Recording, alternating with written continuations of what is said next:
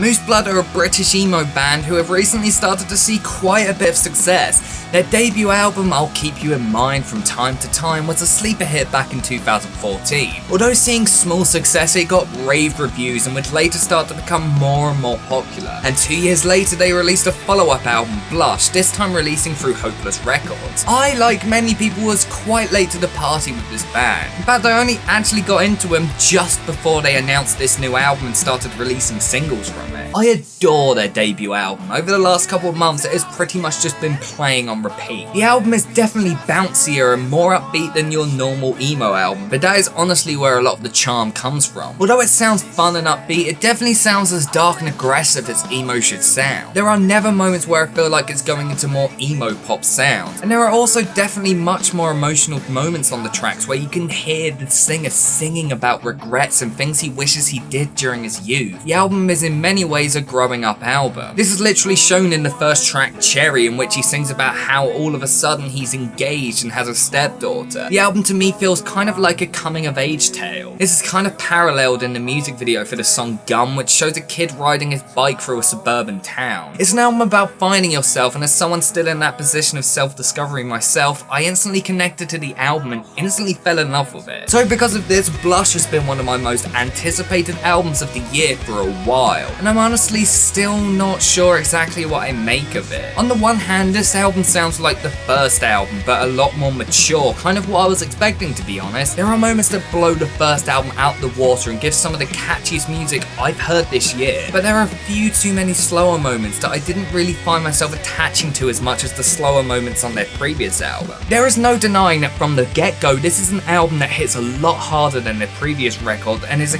huge explosion of melodic noise. The album starts off perfectly with Pastel, in which the singer sings about how things have gotten much better in his life than ever before. It's a bouncy and upbeat song, and similar to Cherry, it's about his family. It's just a really pretty song that at times really hits you hard and shows off the band's skills as musicians perfectly. The second track, Honey, is very similar to this. It's a simple and catchy fun song. It's probably one of the moments on the album where I feel like the band start to go into more pop punk / pop rock territories. But that doesn't mean they've sold out or completely lost their bite and edge that made them so good. The aggression is still there, but the melodies glide through the tracks so perfectly that it just makes these early tracks on the album so much fun to listen to. I honestly think Honey is the highlight for me and easily one of my favourite tracks from any band this year. It's been one that I've listened to on loop ever since it was released as a single back in April. As the album progresses, it starts to go into deeper and more honest territories. Although on paper this may sound great and there are tracks like Sulk and Shimmer which are just fucking fantastic,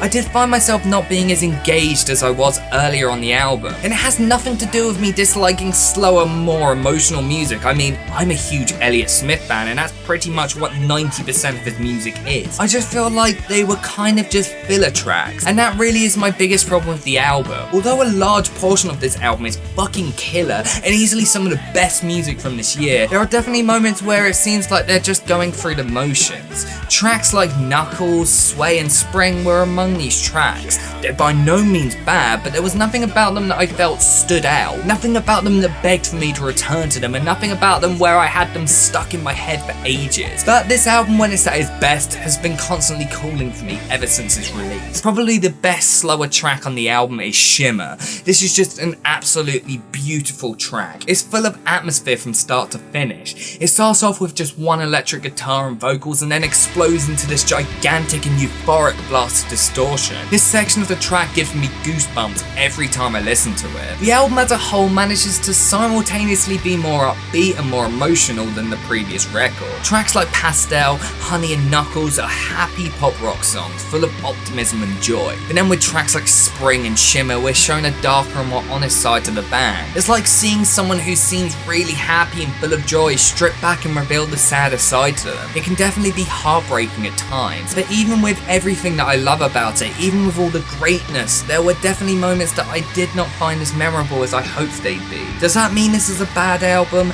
Absolutely not. This is still a really solid album that comes highly recommended. I just wish there were less filler tracks on the album. I give Blush by Moose Blood 7.5 out of 10.